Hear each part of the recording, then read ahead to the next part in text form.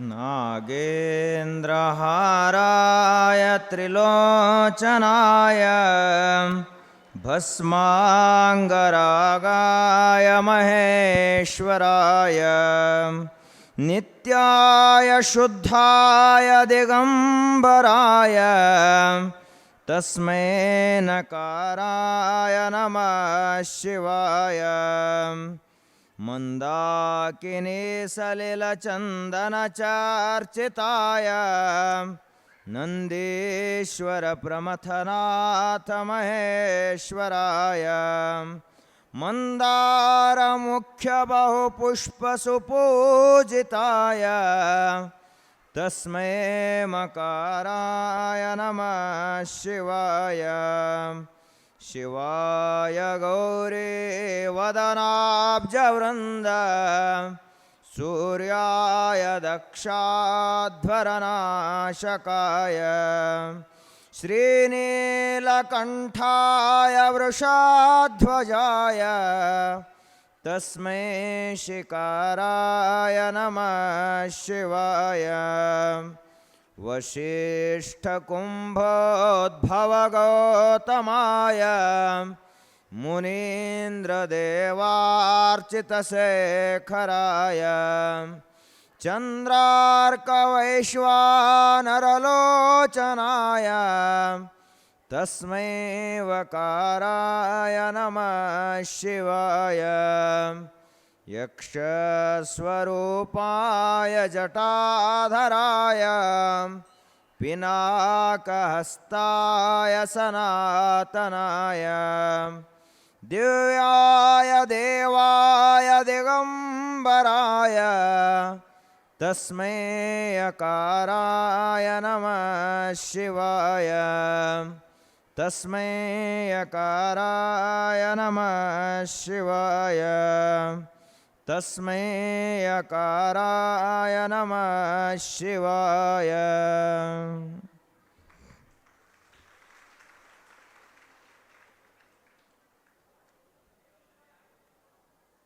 ಓಂ ಶ್ರೀ ಗುರು ಬಸವಲಿಂಗಾಯ ನಮಃ.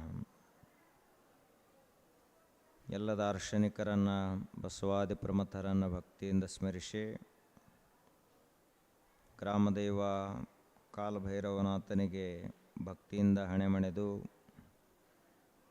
ಆರಾಧ್ಯ ಪರಮ ಪೂಜನೀಯ ಶ್ರೀಮನ್ನಿರಂಜನ ಪ್ರಣವ ಸ್ವರೂಪಿ ರಾಜಯೋಗಿ ಗುರುಬಸವ ಮಹಾಶ್ರೀಗಳವರ ಪಾದಗಳಿಗೂ ಭಕ್ತಿಯಿಂದ ನಮಸ್ಕರಿಸಿ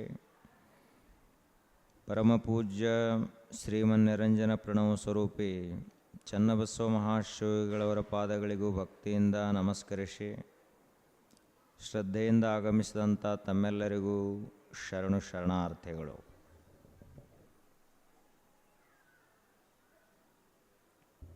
ಸಾತು ಅಸ್ಮಿನ್ ಪರಮ ಪ್ರೇಮ ರೂಪ ಆವ ಕಾಲದಳು ಬಳಿಕಾವ ದೇಶದಳು ಬೇರಾವ ವಸ್ತುವಿನೊಳು ಒಡವೆರೆಯದ ಅತಿ ಮಮತೆ ಆವ ಪರಿಯೋಳು ತನ್ನ ಮೇಲೆ ಇರ್ಪುದೋ ಅಂತೆ ಗುರುದೇವತೆಯೊಳು ಅನುರಾಗವೆಹುದೆ ನಿಜ ಭಕ್ತಿ. ಭಕ್ತಿ ಅಂದ್ರೆ ಪರಮ ಪ್ರೇಮವೇ ನಿಜವಾದ ಭಕ್ತಿ. ಯಾವ ರೀತಿಯಾಗಿ ಮನುಷ್ಯ ತನ್ನ ಮ್ಯಾಲ ಪ್ರೇಮವನ್ನು ಇಟ್ಟುಕೊಂಡಿರ್ತಾನ, ಅದೇ ರೀತಿಯಾಗಿ ಗುರುಗಳು ಮತ್ತು ದೇವರಲ್ಲಿ ಭಕ್ತಿಯನ್ನು ಪ್ರೇಮವನ್ನಿಟ್ಟ ಅಂದ್ರೆ ಅದಕ್ಕೆ ನಿಜವಾದ ಭಕ್ತಿ ಅಂತ ಕರೀತಾರೆ. ನಾವು ಸಣ್ಣವರಿದ್ದಾಗ ನಮ್ಮ ಮೇಲಿನ ಪ್ರೇಮ ಕಡಿಮೆತ್ತು, ಈಗ ದೊಡ್ಡವರಾದ ಬಳಕ ಸ್ವಲ್ಪ ಹೆಚ್ಚಾಗ್ಯದ, ವಯಸ್ಸಾದ ಬಳಕ ಮತ್ತೆ ಕಡಿಮೆ ಆಗ್ತದಂತ ಹಿಂಗಿಲ್ಲ. ಆವ ಕಾಲದಳು ಸಣ್ಣವಿದ್ದಾಗಲೂ ತನ್ನ ಮ್ಯಾಲ ತನಗಷ್ಟೇ ಪ್ರೇಮ ಇತ್ತು. ಅದೇ ರೀತಿಯಾಗಿ ದೊಡ್ಡವನಾದ ಮೇಲೂ ತನ್ನ ಮ್ಯಾಲ ತನಗೆ ಪ್ರೇಮ ಹೆಚ್ಚಾಯ್ತೆ ಹೊರತು ಕಡಿಮೆ ಆಗಲಿಲ್ಲ. ವಯಸ್ಸಾದರೂ ಕೂಡ ಮನುಷ್ಯನ ಪ್ರೇಮ ಕಡಿಮೆ ಆಗಲಿಲ್ಲ. ಯಾರ ಮೇಲೆಂದು? ತನ್ನ ಮೇಲಿರುವಂಥ ಪ್ರೇಮ. ಆವ ಕಾಲದೊಳು ಬಳಿಕಾವ ದೇಶದೊಳು. ಎಲ್ಲಿದ್ದರೇನವ? ಹೌದಪ್ಪ, ಈಗ ಸದ್ಯ ಅವ ಕಾಶ್ಮೀರದಲ್ಲಿ ಅದಾನ, ಅದಕ್ಕೆ ಅವಾಗ ತನ್ನ ಮೇಲಿನ ಪ್ರೇಮ ಕಡಿಮೆ ಆಗ್ಯದ ಅಂತ ಹೇಳಕ್ಕೆ ಬರ್ತೈತೇನು? ಹೌದು, ಈಗ ಅವ ಅರಬಸ್ಥಾನದಾಗ ಅದಾನ, ಅದಕ್ಕೆ ತನ್ನ ಮೇಲಿನ ಪ್ರೇಮ ಹೋಗ್ಯದ ಅಂತ ಹೇಳಕ್ಕೆ ಬರ್ತೈತೇನು? ಎಲ್ಲಿದ್ದರೂ ಸರಿ ತನ್ನ ಮೇಲಿನ ಪ್ರೇಮ ಕಡಿಮೆ ಆಗುವುದಿಲ್ಲ. ಬೇರಾವ ವಸ್ತುವಿನೊಳು ಒಡವೆರೆಯದ ಅತಿ ಮಮತೆ. ಹೊರಗೆ ಎಷ್ಟೇ ವಸ್ತುಗಳಿರಬಹುದು. ಹೌದಪ್ಪ, ಮನುಷ್ಯ ಬಂಗಾರವನ್ನು ಭಾಳ ಪ್ರೀತಿಸ್ತಾನ, ತನಕ್ಕಿಂತ ಹೆಚ್ಚಿಗೆ ಬಂಗಾರವನ್ನು ಪ್ರೀತಿಸುವುದಿಲ್ಲ. ಮನೆಯನ್ನು ಬಹಳ ಪ್ರೀತಿಸ್ತಾನಂದ್ರು, ಮನೆ ಮೇಲೆ ಬಹಳ ಪ್ರೇಮ ಅದಾನಂದ್ರು, ತನಕ್ಕಿಂತ ಹೆಚ್ಚಿಗೆ ಮನೆ ಮೇಲೆ ಪ್ರೇಮ ಇಲ್ಲ. ಮಕ್ಕಳ ಮೇಲೆ ಬಹಳ ಪ್ರೇಮದ ಅಂದರೂ ತನಕ್ಕಿಂತ ಹೆಚ್ಚಿಗೆ ಮಕ್ಕಳ ಮೇಲೆ ಪ್ರೇಮವನ್ನು ಇಟ್ಟಿಲ್ಲ. ಅದೇಂಗ? ನಿನಗ ಬಂಗಾರ ಬೇಕೋ ಏನು ನಿನ್ನ ಪ್ರಾಣ ಬೇಕು ಅಂತ ಕೇಳಿದ್ರೆ ಅವಾಗೇನು ಹೇಳ್ತಾನೆ ಮನುಷ್ಯ? ನನಗೆ ನನ್ನ ಜೀವ ಬೇಕು, ಬಂಗಾರ ಇಂದು ಹೋಗಿದ್ದು ನಾಳೆ ಗಳಿಸ್ಲಾಕ ಬರ್ತೈತಿ, ಪ್ರಾಣ ಹೋಯಿತು ಅಂದ್ರೆ ಹೊಳೆ ಗಳಿಸ್ಲಾಕ ಬರೋದಿಲ್ಲ, ಅದಕ್ಕೆ ನನಗೆ ನನ್ನ ಪ್ರಾಣವೇ ಮುಖ್ಯ ಅಂತ ಹೇಳ್ತಾನೆ. ನಿನಗೆ ನಿನ್ನ ಮಕ್ಕಳು ಬೇಕೋ ಏನು ನೀನ ಬೇಕು? ಅವಾಗ ತಾನ ಮಕ್ಕಳಿಂದ ನಮ್ಮ ಮ್ಯಾಲ ಪ್ರೇಮ ಇರ್ಬೋದು, ನಾಳೆ ನಮ್ಮನ್ನು ಮನೆಯಿಂದ ಹೊರಗೆ ಹಾಕ್ಬೋದು. ಇಂದು ಬಹಳ ನಮ್ಮ ಮ್ಯಾಲ ಪ್ರೇಮ ಇರಬಹುದು, ನಾಳೆ ಹಿಂಗೆ ಇರ್ತಾರಂತ ಹೇಳಕ್ಕೆ ಬರೋದಿಲ್ಲ. ಅದಕ್ಕೆ ಮಕ್ಕಳನ್ನ ಬೇಕಾದ್ರೆ ಬಿಡ್ತೀನಿ, ಆದ್ರೆ ನಾ ಸಾಯಂಗಿಲ್ಲ ತತಾನೇವ. ಇದು ಏನು ತೋರಿಸ್ಕೊಡ್ತದ ಅಂದ್ರೆ, ಮನುಷ್ಯ ಹೆಂಗೆ ತನ್ನ ಮ್ಯಾಲ ಇಷ್ಟೊಂದು ಗಾಢವಾಗಿ ದೇಶಕಾಲ ವಸ್ತುಗಳನ್ನು ಮೀರಿ ಪ್ರೇಮವನ್ನು ಇಟ್ಟಾನಲ್ಲ, ಅದೇ ರೀತಿಯಾಗಿ ಗುರುಗಳ ಮೇಲೆ, ದೇವರ ಮೇಲೆ ಇದೇ ಪ್ರೇಮವನ್ನು ಇಟ್ಟ ಅಂದ್ರೆ ಅದಕ್ಕೆ ಶ್ರದ್ಧಾ ಭಕ್ತಿ ಅಂತ ಕರೀತಾರೆ. ಇದೇ ರೀತಿ ಇಡಬೇಕು. ನಮ್ಮದು ನಮ್ಮ ಮ್ಯಾಲ ಪ್ರೇಮದ, ದೇವರ ಮ್ಯಾಲ ಗುರುಗಳ ಮ್ಯಾಲ ಅಂಥ ಶ್ರದ್ಧೆ ಭಕ್ತಿಗಳು ಇಲ್ಲ. ಯಾರ್ಯಾರಿಗೆ ದೇವರ ಮೇಲೆ ಭಕ್ತಿ ಶ್ರದ್ಧೆ ಇತ್ತೋ ಅವರೆಲ್ಲರೂ ಸದ್ಯೋನ್ಮುಕ್ತರಾದರು, ಮಹಾತ್ಮರಾದರು. ಮಹಾರಾಷ್ಟ್ರದಲ್ಲಿ ಒಬ್ಬ ಅದ್ವಿತೀಯ ಭಕ್ತ, ಅವರ ತಂದೆಯು ವ್ಯಾಪಾರಿ ಇದ್ದ. ಕ್ರಮೇಣ ಕಾಲಕ್ರಮೇಣವಾಗಿ ಆ ತಂದೆಯ ಜವಾಬ್ದಾರಿ ಎಲ್ಲ ಮಗನಿಗೆ ಬಂದು, ಅವರ ಅಪ್ಪನಿಗೆ ವಯಸ್ಸಾಯಿತು. ಆ ಬಳಿಕ ಅಪ್ಪ ಏನೇನು ಗಳಿಸಿಟ್ಟಿದ್ದ ಮಗನಿಗೊಂದು ಅಭ್ಯಾಸ ಇತ್ತು. ಏನು ಅಂದ್ರೆ, ಯಾರಾದರೂ ಅವರು ಮನೆಗೆ ಅತಿಥಿಗಳಾಗಿ ಬಂದರು ಅಂದ್ರೆ, ಯಾರಾದರೂ ಅವರ ಮನೆಗೆ ಭವತಿ ಭಿಕ್ಷಾಂ ದೇಹಿ, ನಮಗೆ ಒಂದು ತುತ್ತು ಅನ್ನವನ್ನು ಕೊಡ್ರಿ ಅಂತ ಬಂದರು ಅಂದ್ರೆ, ಅವನು ಹಿಂದೆ ಮುಂದೆ ವಿಚಾರ ಮಾಡಲಾರ್ದ ಕೊಟ್ಟು ಬಿಡ್ತಿದ್ದ.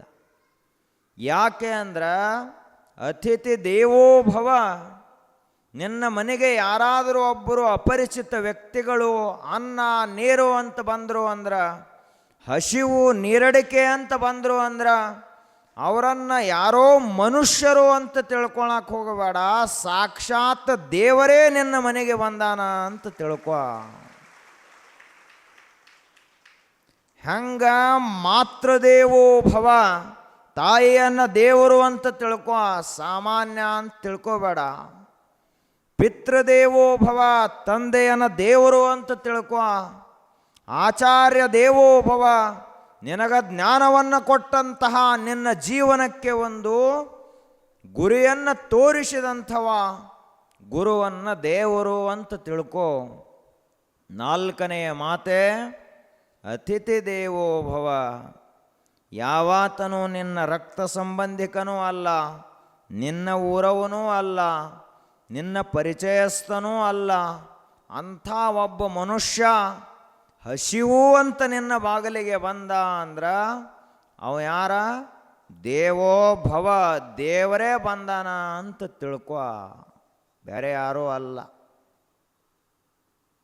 ನಾವೆಲ್ಲ ಎಷ್ಟ ಉಣಿಸಿರೂ ನಮಗೆ ಯಾರ ಪರಿಚಯಸ್ಥರು ಇರ್ತಾರೋ ಅವ್ರಿಗೆ ಉಣಿಸ್ತೀವಿ. ನಮಗೆ ಯಾರ ಬೀಗರು ಅವರು ಇವರು ಅವ್ರಿಗೆ ಉಣಿಸ್ತೀವಿ. ನಮ್ಮ ಊರವ್ರಿಗೆ ಉಣಿಸ್ತೀವಿ, ಜಾತಿಯವರಿಗೆ ಉಣಿಸ್ತೀವಿ. ಆದರೆ ಒಟ್ಟ ಪರಿಚಯನೇ ಇರಲಾರದಂಥ ಬಡಬಗ್ಗರಿಗೆ, ರೋಗಿಗಳಿಗೆ, ಅನಾಥರಿಗೆ ಉಣಿಸಿದೀವಿ ಅಂದರೆ ದೇವರಿಗೆ ಉಣಿಸಿದಂಗಾಯಿತು ಅಂತ ತಿಳ್ಕೋ.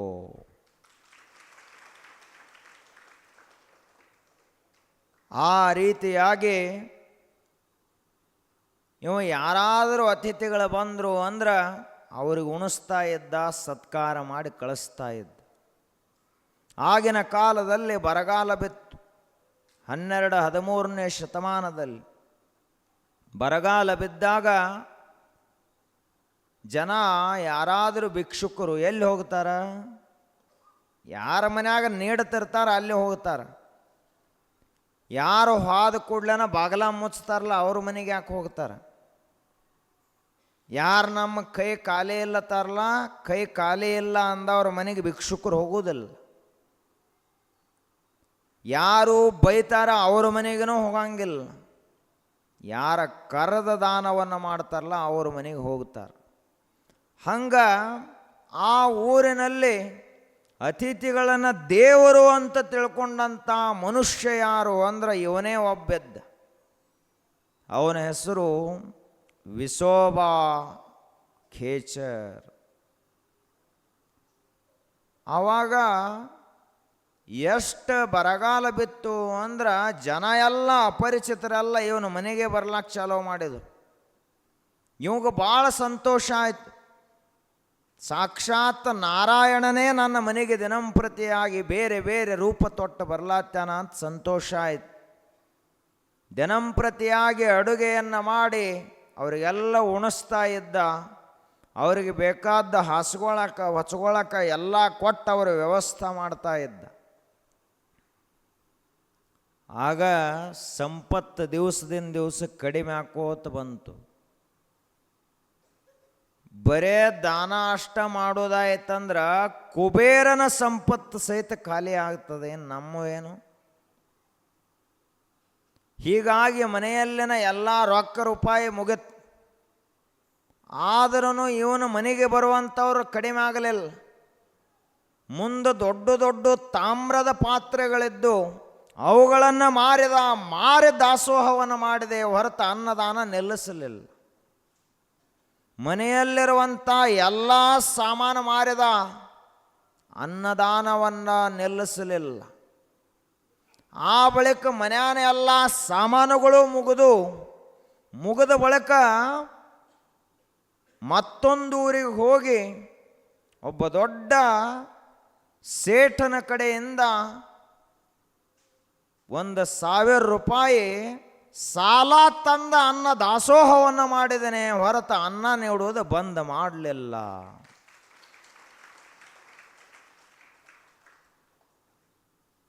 ಆವಾಗ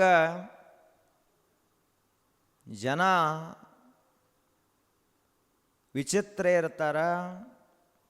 ಇವನು ಮನ್ಯಾಗ ಏನೂ ಇಲ್ಲ, ಇವನ ಆಸ್ತಿನೂ ಇಲ್ಲ, ಇವನು 1,000 ರೂಪಾಯಿ ಸಾಲ ಮಾಡ್ಯಾನಂದ್ರೆ ಇವಂಗೆ ಸಾಲ ಕೊಟ್ಟವಾಗ ಹೇಳಿ ಬರಬೇಕು ಅಂಥೇಳಿ ಊರಾನ 4 ಮಂದಿ ಎಲ್ಲಿ ಹೋದರು, ಅವನ ಸಾಲ ಯಾವ ಕೊಟ್ಟಿದ್ಲ ಅವನ ಕಡೆ ಹೋದ್ರಿ ಅವರು. ಅವಾಗ ಅವಾಗ ಹೇಳಿದ್ರು ಅವಂದು ಹಿಂದೆ ಏನೂ ಇಲ್ಲ, ಇಲ್ಲಿ ಮನ್ಯಾಗ ಯಾವುದೇ ಸಾಮಾನುಗಳಿಲ್ಲ, ಎಲ್ಲ ಮಾರ್ಯಾನ. ಅದಕ್ಕೆ ಅವಾಗ ನೀ ಏನು ಸಾಲ ಕೊಟ್ಟದಿ, ಇನ್ನೇನು ನಿನ್ನ ರೊಕ್ಕ ಹೊಳ್ಳಿ ಬರುವುದಿಲ್ಲ ಅಂತ ಹೇಳಿದರು. ಅವ ಸೇಟ್ ಬಂದು ನೋಡಿದ, ಏನೂ ಇರಲಿಲ್ಲ. ನನ್ನ ರೊಕ್ಕ ವಾಪಸ್ ಕೊಡು ಅಂತ ಕೇಳಿದಾಗ ಈ ಮನುಷ್ಯ ಹೇಳಿದ, 7 ದಿವಸದಲ್ಲಿ ನಿನ್ನ ರೊಕ್ಕವನ್ನು ಕೊಟ್ಟು ಬಿಡ್ತೀನಿ ಅಂತ ಹೇಳ್ದ. ಆಯ್ತಪ್ಪ 7 ದಿವಸ ಅಂತ ಹೇಳ, ನೋಡೋನು ಏನು ಮಾಡ್ತಾನ ಅಂತ ಅವ ತಿರುಗಿ ಹೋದ. 6 ದಿವಸ ಆಗಿತ್ತು, ಎಲ್ಲಿ ರೊಕ್ಕ ಬರ್ತದೆ? ಬ್ರಹ್ಮ ಮುಹೂರ್ತದಲ್ಲಿ ಎದ್ದು ವಿಠ್ಠಲನ ಕುರಿತಾಗಿ ಪ್ರಾರ್ಥನೆಯನ್ನು ಮಾಡಲಿಕ್ಕೆ ಪ್ರಾರಂಭ ಮಾಡಿದ. ದಿನಂಪ್ರತಿಯ ಪದ್ಧತಿ ಅಂತ. ಪ್ರಾರ್ಥನೆ ಅನ್ನೋದು ಈ ವಿಶ್ವದಲ್ಲಿ ಇಂಥ ಒಂದು ಶಕ್ತಿ ಅದ. ಒಬ್ಬ ಮನುಷ್ಯನಿಗೆ ಭಕ್ತಿ ಅಂದ್ರೆ ಏನಂತ ಗೊತ್ತಿಲ್ಲ, ಹೆಂಗೆ ಕೆಲಸ ಮಾಡ್ಬೇಕಂತ ಗೊತ್ತಿಲ್ಲ, ಯಾವ ರೀತಿಯಾಗಿ ಧ್ಯಾನ ಮಾಡ್ಬೇಕಂತ ಗೊತ್ತಿಲ್ಲ, ಯಾವ ರೀತಿಯಾಗಿ ಜ್ಞಾನವನ್ನು ತಿಳ್ಕೋಬೇಕಂತ ಗೊತ್ತಿಲ್ಲ, ಯಾವ ಯೋಗಗಳೂ ಗೊತ್ತಿರಲಾರದಂಥ ಮನುಷ್ಯನಿಗೆ ಅತ್ಯಂತ ಸರಳವಾದ ಪರಿಣಾಮಕಾರಿಯಾದ ಯೋಗ ಯಾವುದು ಅಂದ್ರೆ ಪ್ರಾರ್ಥನಾ ಯೋಗ. ಆದ್ದರಿಂದಲೇ ಎಲ್ಲ ಧರ್ಮದವರು, ಎಲ್ಲ ಮತಪಂಥ ಸಂಪ್ರದಾಯಗಳು ಕೂಡ ಪ್ರಾರ್ಥನೆಗೆ ಅತ್ಯಂತ ಹೆಚ್ಚಿನ ಆದ್ಯತೆಯನ್ನು ಕೊಟ್ಟಾರೆ. ಎಲ್ಲರೂ ಪ್ರಾರ್ಥನಾ ಮಾಡ್ತಾರೆ. ಈಗ ಶಾಲೆಗೆ ಹೋದ ಬಳಿಕ ಮಕ್ಕಳು ಪ್ರಾರ್ಥನಾ ಮಾಡ್ತಾವೆ, ದೇವರ ಪ್ರಾರ್ಥನೆಯನ್ನು ಮಾಡ್ತಾರೆ, ರಾಷ್ಟ್ರ ಮಾತೆಯ ಪ್ರಾರ್ಥನೆಯನ್ನು ಮಾಡ್ತಾರೆ, ಗುರುವಿನ ಪ್ರಾರ್ಥನೆಯನ್ನು ಮಾಡ್ತಾರೆ, ಮಂದಿರಗಳಲ್ಲಿ ಹೋದ್ರೆ ದೇವರ ಪ್ರಾರ್ಥನೆಯನ್ನು ಮಾಡ್ತಾರೆ. ಹೀಗೆ ಇಡೀ ವಿಶ್ವದಲ್ಲೆಲ್ಲ ಅದೇ ಇದು. ಪ್ರಾರ್ಥನೆ ಅಂದರೆ ಏನು? ನಮ್ಮ ಮನಸ್ಸಿನ ಒಳಗಡೆ ಇರುವಂಥ ಇಚ್ಛೆಯನ್ನು ಜನರಿಗೆ ಹೇಳುವುದಲ್ಲ, ವಿಶ್ವಶಕ್ತಿಗೆ ಹೇಳುವಂಥ ಒಂದು ಪ್ರಕ್ರಿಯೆ ಪ್ರಾರ್ಥನೆ. ಪ್ರಕೃಷ್ಟ ಅರ್ಥನೆ, ಅತ್ಯಂತ ಉತ್ಕೃಷ್ಟವಾದಂಥ ಬಯಕೆಗಳನ್ನು ವಿಶ್ವಶಕ್ತಿಯಿಂದ ಬೇಡುವಂತಹ ಒಂದು ಪ್ರಕ್ರಿಯೆ. ಆವಾಗ ವಿಸೋಬಾ ಖೇಚರ್ ಭಗವಂತನಿಗೆ ಪ್ರಾರ್ಥನಾ ಮಾಡಿದ. ನನ್ನ ಕಡೆಯರೇ ಏನೂ ಇಲ್ಲ, ನಾ ಇಲ್ಲಿಯವರೆಗೆ ಸುಳ್ಳು ಮಾತಾಡಿಲ್ಲ, ಏನು ಮಾತಾಡೇನೆ ಹಂಗೆ ನಡ್ಕೊಂಡೇನೆ, ಅದಕ್ಕೆ ನಾನು 1,000 ರೂಪಾಯಿಯನ್ನು 7 ದಿವಸಕ್ಕೆ ಅವನಿಗೆ ಮುಟ್ಟಿಸ್ತೀನಿ ಅಂತ ಮಾತು ಕೊಟ್ಟೇನೆ. ನನ್ನ ಕಡೆಯರೇ ರೊಕ್ಕಿಲ್ಲ, ಎಲ್ಲ ನೀನ ಹೆಂಗೆ ಮಾಡ್ತಿ ಮಾಡು ಅಂತ ಕೇಳಿಕೊಂಡ. ಅವೇನು ಸಾಮಾನ್ಯ ಮನುಷ್ಯ ಇರಲಿಲ್ಲ. ಸಾವಿರಾರು ಜನರಿಗೆ, ಲಕ್ಷಾಂತರ ಜನರಿಗೆ ಅನ್ನ ನೀಡಿದಂಥ ಪ್ರಾಣದಾತ ಇದ್ದ ಅಂಥ ಕೊಡುಗೈದಾನೆ. ಆವಾಗ ಇವ ಈ ಕಡೆ ಪ್ರಾರ್ಥನೆ ಮಾಡ್ಕೋತ ಕೂತಿದ್ದ. ಅಲ್ಲಿ ಒಬ್ಬ ಆ ಸೇಠನ ಕಡೆಗೆ ಹೋಗಿ, ನನ್ನನ್ನು ವಿಸೋಬಾ ಖೇಚರ್ ಕಳಿಸ್ಕೊಟ್ಟಾರ, ಅದಕ್ಕೆ ನಿಮ್ಮದು ಸಾಲ ಎಷ್ಟದ? 1,000 ರೂಪಾಯಿ ಅಂತದ ನನಗೆ ಹೇಳ್ಯಾರ, ಅದಕ್ಕೆ ಈ 1,000 ರೂಪಾಯಿ ತಗೋರಿ, ಒಂದು ರೆಸೀಟಿ ಬರೆದು ಕೊಡ್ರಿ ಅಂತ ಹೇಳ್ದವ. ಇವೆಲ್ಲಿ ತಂದ ಅಂತಂದವ. ಇವನು ಮನ್ಯಾಗರೆ ಏನೂ ಇಲ್ಲ, ಆದರೂ ತಂದಾನ ಅಂದ್ರೆ ತಗೋಬೇಕು ಅಂತ ತಗೊಂಡ. ಸಹಿ ಮಾಡಿ ಒಂದು ಹಾಳೆಯನ್ನು ಕೊಟ್ಟ. ಆ ಬಳಿಕ ಮರುದಿವಸ ವಿಸೋಬಾ ಖೇಚರ್ ನನಗಂತೂ ಕೊಡ್ಲಾಕಾಗಲಿಲ್ಲ, ಹೋಗಿ ಭೇಟಿಯಾಗಿ 1 ವಾರ ಸಮಯ ಕೊಡು ಅಂತ ಕೇಳಿ ಬರೋನು ಅಂತ ಸೇಠನ ಕಡೆ ಹೋದ. ಹೋದಾಗ ಸೇಠಂದ, ನಿನ್ನೆ ನಿಮ್ಮ ಕಡೆಯಿಂದ ಒಬ್ಬ ಮನುಷ್ಯ ಬಂದು 1,000 ರೂಪಾಯಿ ಕೊಟ್ಟು ಹೋಗ್ಯಾನ, ಮತ್ತ್ಯಾಕೆ ಬಂದ್ರಿ ಅಂತಂದವ. ಅವಾಗ ಅವ ಯಾರು ನನಗೆ ಗೊತ್ತೇ ಇಲ್ಲ, ನಾ ಕಳಿಸೇ ಕೊಟ್ಟಿಲ್ಲ, ನಿನಗೆ 1,000 ರೂಪಾಯಿ ಯಾರು ತಂದು ಕೊಟ್ಟರು ಅಂತ ಅವ ಕೇಳಿದ. ಆಗ ಆ ಸೇಠನಿಗೆ ಆಶ್ಚರ್ಯ ಆಯಿತು. ಆವಾಗ ವಿಚಾರ ಮಾಡಿ ನೋಡಿದ್ರೆ ಯಾರು ತಂದು ಕೊಟ್ಟಿದ್ರು ಅಂದ್ರೆ, ಯಾವಾತನು ಅತಿಥಿಗಳನ್ನು, ಹಸಿದಂಥವರನ್ನು ದೇವರು ಅಂತ ತಿಳ್ಕೊಂಡು ಅವರಿಗೆ ಅನ್ನ ಹಾಕಿದ್ದಲ್ಲ, ಅಂಥ ದಯಾಮಯನಾದ ಭಗವಂತನೇ ಇವನು 1,000 ರೂಪಾಯಿ ಮುಟ್ಟಿಸಿಬಿಟ್ಟಿದ್ದ. ಇಂಥವ ಯಾರು ಅಂದ್ರೆ ವಿಸೋಬಾ ಖೇಚರ್. ಇವನ ಶಿಷ್ಯ ಜಗತ್ ಪ್ರಸಿದ್ಧ ಸಂತ. ಮಹಾರಾಷ್ಟ್ರದಲ್ಲಿ ಅತ್ಯಂತ ಪ್ರಸಿದ್ಧರಾದ ಸಂತ ಮಹಾತ್ಮರಾಗಿ ಹೋದರು. ಅವರಲ್ಲಿ ಸಂತ ನಾಮದೇವ ವಿಸೋಬಾ ಖೇಚರ್ನ ಶಿಷ್ಯ. ಒಂದು ದಿನ ಸಂತ ನಾಮದೇವನ ಕಥೆ. ಅವರವ್ವ ಅಪ್ಪ ಇಬ್ಬರು ತಮ್ಮ ಕೆಲಸ ಮಾಡ್ಕೋತಿದ್ರು. ಮನೆಯಲ್ಲಿ ಒಂದು ಪಾಂಡುರಂಗನ ಮೂರ್ತಿ ಇತ್ತು. ದಿನಂಪ್ರತಿಯಾಗಿ ಆ ಪೂಜೆ ಮಾಡ್ತಾ ಇದ್ರು. ನಿಯಮ ಅಂದ್ರೆ ನಿಯಮ, ಪೂಜೆ ಮಾಡುವುದು ಅಂದ್ರೆ ಮಾಡುವುದೇ. ಪೂಜೆ ಮಾಡಲಾರದೆ ಯಾವ ಕೆಲಸವನ್ನು ಪ್ರಾರಂಭ ಮಾಡುವುದಿಲ್ಲ. ನೀವಾದರೂ ಒಂದು ನಿಯಮವನ್ನು ಹಾಕ್ಕೋಬೇಕು ಜೀವನದಲ್ಲಿ. ನಮ್ಮ ದಿವಸವನ್ನು ಹೆಂಗೆ ಪ್ರಾರಂಭ ಮಾಡಬೇಕು ಅಂದ್ರೆ ಪೂಜೆಯೊಂದಿಗೆ ಪ್ರಾರಂಭ ಮಾಡಬೇಕು. ಅಹಂಕಾರದಿಂದ ಪ್ರಾರಂಭ ಮಾಡಬಾರದು. ಪ್ರತಿ ದಿವಸನೂ ಹೊಸದ ಇರ್ತದೆ. ಪ್ರತಿ ಒಂದು ಸೂರ್ಯೋದಯವೂ ಹೊಸದನೇ ಇರ್ತದೆ. ಈ ದಿವಸ ನಾವು ಏನು ಮಾಡಬೇಕಂತೀವಿ ಅದು ನಮ್ಮ ಮುಂಜಾನೆ ಹೆಂಗಿರ್ತೈತಲ್ಲ ಅದರ ಮ್ಯಾಲಿನಿಂದ ನಿರ್ಧಾರ ಆಗ್ತದೆ. ಮುಂಜಾನೆ ಜಗಳ ಮಾಡೋರ್ಗತ್ಲೆ ಎದ್ದ ಅಂದ್ರೆ ಸಂಜೆ ತನಕ ಜಗಳ ಆಗೇ ಬಿಡ್ತದೆ.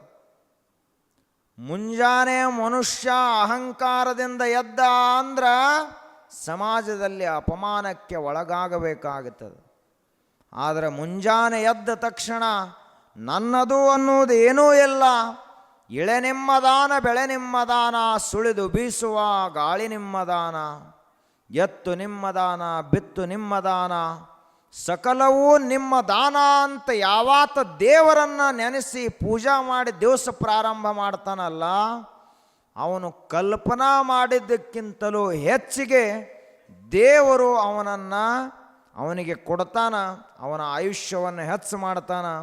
ಅವತ್ತಿನ ದಿವಸವನ್ನು ದೇವರೇನು ಮಾಡ್ತಾನ, ಪುಣ್ಯದ ಲಿಸ್ಟಿಗೆ ಹಾಕ್ತಾನೆ. ಪುಣ್ಯ ಮಾಡಿದಪ್ಪ ಈ ಮನುಷ್ಯ ಅಂಥೇಳಿ. ಆದ್ದರಿಂದ ದಿವಸವನ್ನು ಹೆಂಗೆ ಪ್ರಾರಂಭ ಮಾಡಬೇಕು? ದೇವ ಪೂಜೆಯೊಂದಿಗೆ ಪ್ರಾರಂಭ ಮಾಡಬೇಕು. ದೇವರು ಪೂಜಾ ಮಾಡ್ತಾ ಇದ್ದರು ತಂದೆ ತಾಯಿ. ಮಗನೂ ಅದನ್ನು ನೋಡ್ತಾ ಇದ್ದ. ಪ್ರಸಂಗ ಹೆಂಗೆ ಬತ್ತು ಅಂದ್ರೆ ಅವತ್ತ ಇವಂದು ಯಾವುದೋ ಒಂದು ಮಹತ್ವಪೂರ್ಣವಾದಂಥ ಕೆಲಸ ಬಂತ ಅಪ್ಪಂದು. ಅವಂದ ಮಗನಿಗೆ ಕರೆದು ಹೇಳಿದ, 7-8 ವರ್ಷದ ಮಗ ನಾಮದೇವನನ್ನು ಕರೆದು ಹೇಳಿದ, ನೋಡಪ್ಪ ನಾವು ಊರಿಗೆ ಹೊಂಟೇನೆ, ನಾವು ಇಲ್ಲಿ ತನಕ ತಪ್ಪಿಸಿಲ್ಲ ದೇವರ ಪೂಜೆಯನ್ನು. ಅದಕ್ಕೆ ಮುಂಜಾನೆ ನೀನ ದೇವರ ಪೂಜಾ ಮಾಡಬೇಕು, ಎಲ್ಲ ಪದ್ಧತಿ ಪ್ರಕಾರ ಪೂಜಾ ಮಾಡು, ನಿನಗೆ ಎಷ್ಟು ತಿಳಿತೈತೆ ಅಷ್ಟು ಅಂಥೇಳಿ ಅವ ಊರಿಗೆ ಹೋದ. ನೀವು ದಿನಂಪ್ರತಿ ಹುಡುಗ ನೋಡುತ್ತಿದ್ದ. ಅದರ ಪ್ರಕಾರ ಇವ ಮೊದಲು ನೀರು ಹಾಕಿದ, ಆ ಬಳಿಕ ಗಂಧ ಹಚ್ಚಿದ, ಕುಂಕುಮ ಹಚ್ಚಿದ, ಎಲ್ಲ ಊದುಬತ್ತಿ ಬೆಳಗಿದ, ದೀಪ ಬೆಳಗಿದ.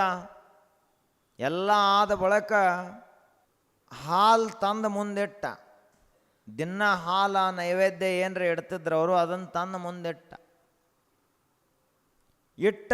ಕಣ್ಣು ಮುಚ್ಚಿ ಕುಂತ. ದೇವರಿಗೆ ನೈವೇದ್ಯ ಹಿಡ್ದು ಕಣ್ಣು ಮುಚ್ಚಿ ಕೂತ. 5 ನಿಮಿಷ ಆತು. ನೋಡಿದ ದೇವರು ಕೊಡ್ದಾನೇನು ಅಂತ ನೋಡಿದವ. ದೇವರು ಕಲ್ಲ ಹೆಂಗೆ ಕುಡಿತಾನ ದೇವರು. ಮತ್ತು 10 ನಿಮಿಷ ಕೂತ. ನಾ ಹಸುವಾಗಿರ್ಲಕ್ಕೆಲ್ಲ ಬಿಡ ತಿಳ್ಕೊಂಡವ. ಹಸು ಆದ ಬಳಿಕ ಕುಡಿತಾನಲ್ಲ, ಎಲ್ಲಿ ಹೋಗವದಾನ. ಆಯ್ತು, 10 ನಿಮಿಷ ಆತು. ಕಣ್ಣು ತೆಗೆದು ನೋಡಿದ, ಮತ್ತು ಹಾಲು ಹಂಗೆ ಇದ್ದು. ಅವಾಗ ಹೇಳಿದ, ದಿನ ನಮ್ಮ ಅಪ್ಪ ಪೂಜೆ ಮಾಡೋ ಮುಂದೆ ನೀ ಕುಡಿತಿದ್ದಿ, ಇವತ್ತು ನಾ ಮಾಡೋ ಮುಂದೆ ಯಾಕೆ ಕುಡಿವಲ್ಲಿ ಅಂದವ. ಅವಾಗ ಈಗ ಕುಡಿಬೇಕು ನೋಡು ಅಂತ ಹೇಳಿ ಮತ್ತೆ ಕಣ್ಣು ಮುಚ್ಚಿ ಕೂತು ಒಂದು 10 ನಿಮಿಷ. ಅದು ಮೂರ್ತಿ ಹೆಂಗೆ ಕುಡಿತದ? ಕುಡಿಯಲಿಲ್ಲ. ಅವಾಗ ಆ ಹುಡುಗ ಹೇಳಿದ, ಇನ್ನು 5 ನಿಮಿಷದೊಳಗೆ ನೀ ಹಾಲು ಕುಡಿಯದೇ ಇದ್ರೆ ನಾ ಜೀವನ ಪೂರ್ತಿ ಹಾಲನ್ನು ಕುಡಿಯಂಗಿಲ್ಲ ಅಂತ ಹೇಳಿದವ.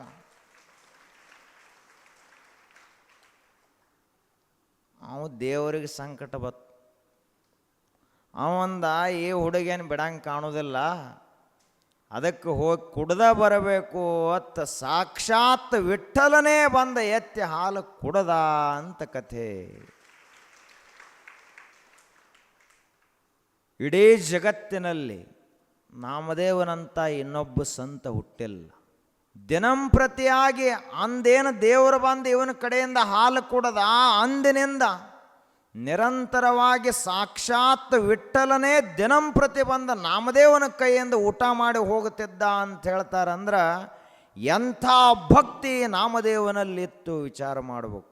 ನಾವೆಲ್ಲ ನೈವೇದ್ಯ ಹಿಡಾವರ ಇದ್ದೀವಿ ಎಲ್ಲರೂ. ಅವು ಹೋಳಿಗೆ ಅವು ಇವು ಮುಂದೆ ಇಟ್ಟಿರ್ತೀವಿ, ಅವು ದೇವ್ರ ಮೂರ್ತಿ ಕಡೆ ಸಹಿತ ನೋಡಂಗಿಲ್ಲ ನಾವು. ಹಿಂಗೆ ಕೈ ಮಾಡಿ 2 ಸಲ ಇವನ ಕಡೆನೇ ಕೈ ಮಾಡ್ತಾನೆ, ದೇವ್ರ ಕಡೆ 1 ಸಲ, 2 ಕಡೆ ಇವನ ಸಲ. ದೇವ್ರು ಉಣಂಗಿಲ್ಲ ಅಂತ ಖಾತ್ರಿನೇ ಐತ್ಲ ಇವು. ಸುಂಪ ಏನು ಎಲ್ಲರೂ ನೈವೇದ್ಯ ಹಿಡಿತಾರತ್ ನಾವು ಹಿಡಿಯೋದು ಹಿಡದ. ಆ ಬಳಿಕ ಇವೊಂದು ಸಾಯೋ ತಕ ನೈವೇದ್ಯ ಹಿಡಿದ್ರು ಅದೇನು ದೇವರಿಗೆ ಅರ್ಪಣ ಆಗಲೇ ಇಲ್ಲ, ದೇವರಿಗೆ ಅವನಿಗೆ ಒಲೆಯಲೇ ಇಲ್ಲ. ಒಬ್ಬ ಸಾವುಕಾರ ಇದ್ದ, ಅವನು ಭಾರಿ ಶ್ರದ್ಧಾ ದೇವರ ಮೇಲೆ. ಅವನ ದೇವ್ರು ಎಲ್ಲಿತ್ತು ಅಂದ್ರೆ ತ್ವಾಟ ಎಲ್ಲಿತ್ತದು ಈ ಕಡೆ ಬೇರೆ ಕಡೆ ಇತ್ತು, ಊರು ಹೊರಗೆ. ಅವನ ದೇವರ ಹಳ್ಳದ ಅಚ್ಚ ಕಡೆ ಅವನ ಹೊಲದಾಗಿತ್ತು. ಅವಾಗ ಅವನ ದಿನ ಒಂದು ವ್ರತ, ದಿನ ತನ್ನ ಮನ್ಯಾನ ಒಬ್ಬ ಮನುಷ್ಯನ ಕೊಟ್ಟು ಮೊಟ್ಟ ಮೊದಲು ರೊಟ್ಟೆರೇ ಮಾಡಲಿ, ಚಪಾತಿಯರೇ ಮಾಡಲಿ, ಏನೇ ಮಾಡಲಿ ಅದನ್ನು ಓದ ಅಲ್ಲಿ ನೈವೇದ್ಯ ಹಿಡಿದ ಬಂದ ಬಳಕನೇ ಇವು ಊಟ ಮಾಡ್ತಿದ್ದ ಸಾವುಕಾರ. ಅವಾಗ ಹೆಂಗೆ ದಿನ ನಡೆದಿತ್ತದು ವರ್ಷಗಟ್ಟಲೆ. ಒಂದು ದಿವಸ ಮಳೆ ಹತ್ತಿದ ಬಳಿಕ ಒಬ್ಬ ಆಳ ಮನುಷ್ಯ ಕಳಿಸಿದ ಕೂಡಲೇ ಅವ ಆಳ ಮನುಷ್ಯ ಮೊದಲೇ ದುಡ್ದಿದ್ದ, ಸಾಕಷ್ಟು ದಣದಿದ್ದ, ಹಸಿವು ಆಗಿತ್ತು. ಅಂಥದ್ರೊಳಗೆ ಹೋಗಿ ನೈವೇದ್ಯ ಹಿಡ್ದ ಬಾರಪ್ಪ ಅಂತ ಸಾವುಕಾರ ಕಳಿಸಿದ. ಇವ ಆಳ ಮನುಷ್ಯ ಹಳ್ಳ ದಾಟಿ ಹೋದ. ಹೋಗಿ ವಿಚಾರ ಮಾಡಿದವ, ನನಗಂತೂ ಹಸು ಭಾಳ ಆಗ್ಯಾವ, ಇನ್ನು ಈ ನೈವೇದ್ಯ ಉಂಡ್ರ ಅಟ್ಟ ಬದುಕನೂ ಇರಲಿಲ್ಲ ಅಂದ್ರೆ ಸತ್ತ ಹೊಕ್ಕನಂದವ. ಅದಕ್ಕೆ ದೇವರಿಗೆ ನೈವೇದ್ಯದು ಏನು ಹಿಡಿಲಿಲ್ಲ, ಇವನ ಉಂಡ ಅಲ್ಲೇ ಒಂದಿಷ್ಟು ಪ್ರಸಾದ, ಬೂದಿ ಪ್ರಸಾದ ಇತ್ತು, ಅದನ್ನು ತಾಟಿನಲ್ಲಿ ಹಾಕ್ಕೊಂಡು ಹೊಳ್ಳಿ ಮನೆಗೆ ಬಂದ ಬಳಕ ನೈವೇದ್ಯ ಹಿಡಿದು ಬನ್ನಿ ಆಯಿತು. ಅವತ್ತು ರಾತ್ರಿ ಸಾವುಕಾರ ಕನಸು ಬಿತ್ತು. ಏನು ತಪ್ಪಾಗೈತಿ, ಕನಸು ಯಾಕೆ ಬಿತ್ತು? ದೇವರ ಬಂದ ಕನಸಿನಾಗ ಅಲ್ಲಪ್ಪ, ಮತ್ತು ನೀ ಎಷ್ಟು ದಿವಸ ಆತ ಪೂಜಾ ಮಾಡ್ತಿದ್ದಿ, ನೈವೇದ್ಯ ಕಳಿಸ್ತಿದ್ದಿ, ಅದೇನು ನನಗೆ ಬಂದ ಮುಟ್ಟಿಲ್ಲ, ಆದರೆ ಇವತ್ತು ನಿಜವಾಗಿಯೂ ನೈವೇದ್ಯ ಬಂದ ನನಗೆ ಮುಟ್ಟಿತು ಅಂತ ದೇವರು ಹೇಳಿದ. ಅವಾಗ ಇಟ್ಟು ದಿವಸ ಹಾದಾಳುಗಳೆಲ್ಲ ಇವರ ತಿಂದು ಬರ್ತಿದ್ರೇನೋ, ಇಂದು ಹಾದವನ ದೇವರಿಗೆ ನೈವೇದ್ಯ ಹಿಡಿದು ಬಂದಾನಂತ ಇವಾಗ. ಅವಾಗ ಆಳ ಮನುಷ್ಯರನ್ನ ಎಲ್ಲರನ್ನೂ ಕರೆಸಿದ, ನೀವು ಕರೆನ ನೈವೇದ್ಯ ಹಿಡಿದು ಬರ್ತಿದ್ರೇನು ಎಲ್ಲರೂ ಹೇಳ್ರಿ. 2 ಕಿವಿ ಹಿಡಿದು ಹೇಳಿದ್ರು ಅವ್ರು, ನಿಮ್ಮ ಆಣೆ ಹಾಕಿ ಹೇಳ್ತೀವಿ ರೀ, ನಾವೇನು ತಿಂದಿಲ್ಲ, ನೈವೇದ್ಯ ಹಿಡಿದು ತಂದು ನೇರವಾಗಿ ನಿಮಗೆ ಕೊಟ್ಟಿದ್ದೀವಿ. ನೀವು ನಿನ್ನೇನು ಹೋಗಿದ್ದಲ್ಲ, ಅವಾಗ ಪಜೀತಿ ಬತ್. ಅವಂದ ಸಾವುಕಾರ ನನಗೆ ಪ್ರಾಣದ ಭಿಕ್ಷಾ ಕೊಡ್ತೀನಿ ಅಂದ್ರೆ ನಾ ಹೇಳ್ತೀನಿ ಅಂದವ. ಇಲ್ಲಪ್ಪ, ಏನು ಮಾಡಂಗಿಲ್ಲ ಹೇಳು, ಹಸು ಭಾಳ ಆಗಿದ್ದೀವ್ರಿ, ಅದಕ್ಕಾಗಿ ದೇವರಿಗೆ ನೈವೇದ್ಯನೇ ಹಿಡಿಲಿಲ್ಲ, ನಾನಾ ಉಂಡ ನಿಮಗೆ ಅಲ್ಲಿ ಬೂದಿ ಪ್ರಸಾದ ತಂದು ಕೊಟ್ಟೇನಿ. ಆವಾಗ ಸಾವುಕಾರಕ್ಕೆ ಗೊತ್ತಾತು, ಬರೇ ಹಂಗ ನೈವೇದ್ಯ ಹಿಡಿದ್ರೆ ಉಪಯೋಗ ಇಲ್ಲ, ಹಸದವರೊಳಗೆ ದೇವರು ಇರ್ತಾನೆ, ಅಲ್ಲಿ ನೈವೇದ್ಯ ಉಣಿಸ್ಬೇಕು ಅಂತ ಗೊತ್ತಾತು. ದೇವರೆಲ್ಲಿರ್ತಾನ? ಹಸದವರೊಳಗಿರ್ತಾನೆ. ಮತ್ತು ದೇವರು ಬರೀ ಮನುಷ್ಯರು ಪ್ರಾಣಿಗಳು ಇಷ್ಟ ಇರ್ತಾನೋ ಮತ್ತೆಲ್ಲರೇ ಇರ್ತಾನೋ? ಒಂದು ಬಾಡಿದ ಹೂವಿನ ಕಂಟಿತ್ತಂದ್ರು ಅಲ್ಲಿ ದೇವರ ನಿಮ್ಮ ಸಲುವಾಗಿ ಕಾಯ್ತಿರ್ತಾನೆ. ಯಾರ್ಯಾರ ಒಂದು ಚೆರಿಗೆ ನೀರು ಹಾಕ್ಯಾರನು ಅಂತ ನೋಡ್ತಿರ್ತಾನೆ. ನೀವು ಒಂದು ದೊಡ್ಡ ತಾಮ್ರದ ಕೊಡ ತಗೊಂಡು ಇವತ್ತೆಲ್ಲಿ ಭೈರಪ್ಪ ಮುತ್ಯಾಗ ನೀರು ಹಾಕ್ಲಕ್ಕೆ ಹೋಗುವುದೈತಿ, ಇವತ್ತೆಲ್ಲಿ ಗುರುಬಸವೇಶ್ವರ ಮಹಾಸ್ವಾಮಿಗಳ ಗದ್ದಿಗೆಗೆ ನೀರು ಹಾಕ್ಲಕ್ಕೆ ಹೋಗುವುದದ. ಅವರಂತಾರ ಇಲ್ಲೇನು ಮಾಡ್ತೀವೋ ಅಲ್ಲೊಂದು ಹೂವಿನ ಕಂಟಿ ಒಣಗಲತ್ತೈತೆ, ಅಲ್ಲೇ ಹಾಕು, ಹೂವಾಗಿ ನಾನೇ ಅರಳಿ ಬರ್ತೀನಿ ಅಂತ ದೇವ್ರು ಹೇಳ್ತಾನೆ. ಹಂಗೆ ನಾಮದೇವ ಸಾಕ್ಷಾತ್ ದೇವರಿಗೆ ಉಣಿಸಿದ. ಮುಂದೆ ಅವಾಗ ಸ್ವಲ್ಪ ಅಹಂಕಾರ ಬತ್ತು, ಭಾಳೆಲ್ಲ ಸ್ವಲ್ಪ. ಅವಾಗ ಇವಾಗ ಅಹಂಕಾರ ಬಂದದ್ದನ್ನು ನೋಡಿ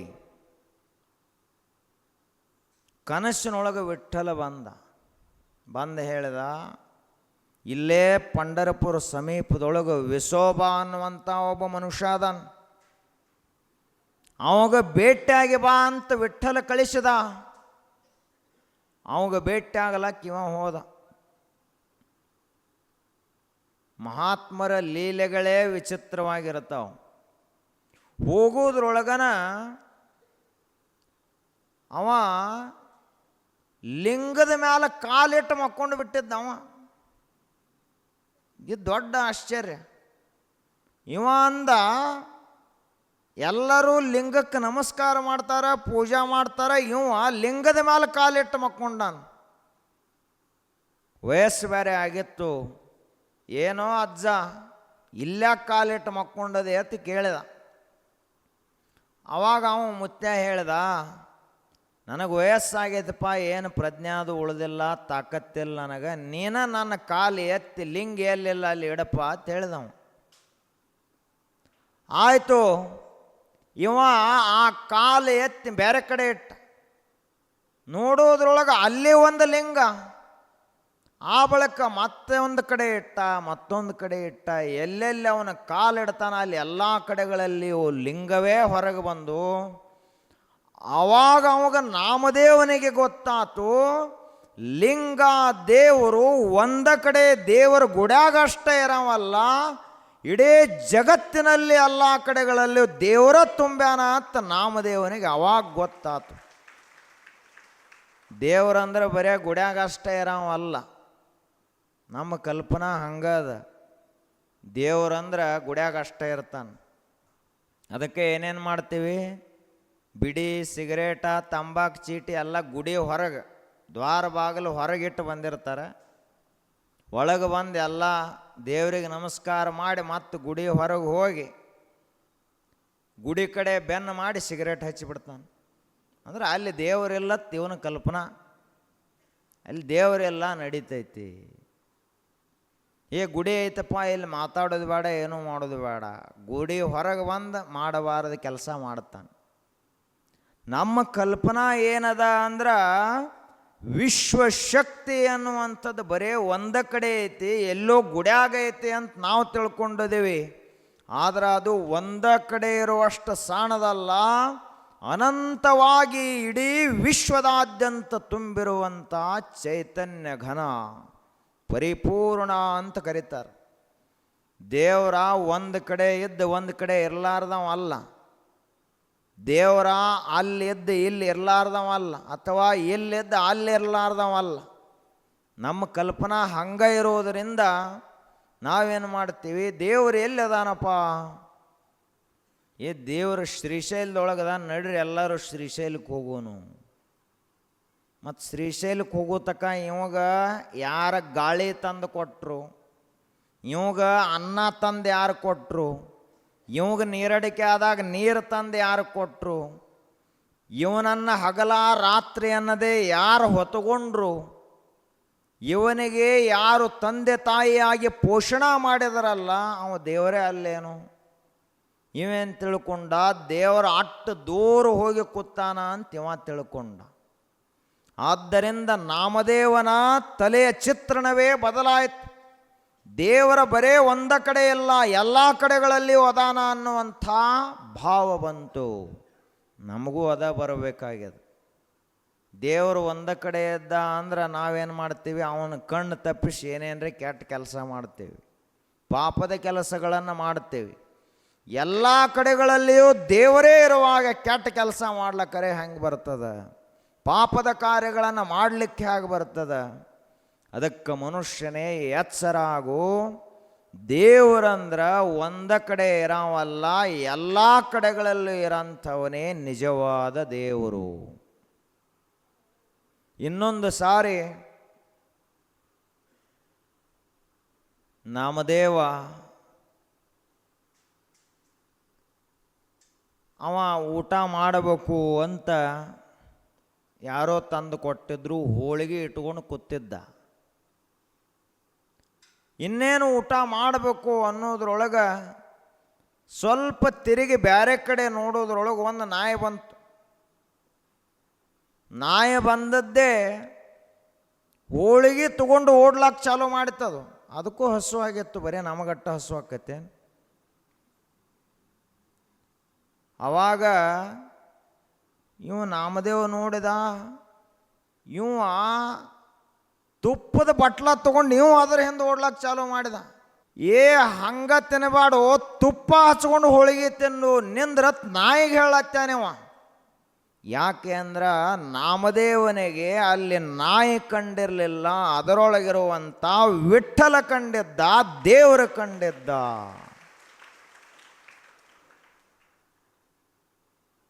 ಬರೇ ಹೋಳಿಗೆ ತಿನ್ನಬೇಡ, ಅದ್ರ ಜೋಡಿ ತುಪ್ಪ ಹಚ್ಕೊಂಡು ತಿನ್ನು. ನಾವು ಹೆಂಗದೀವಿ?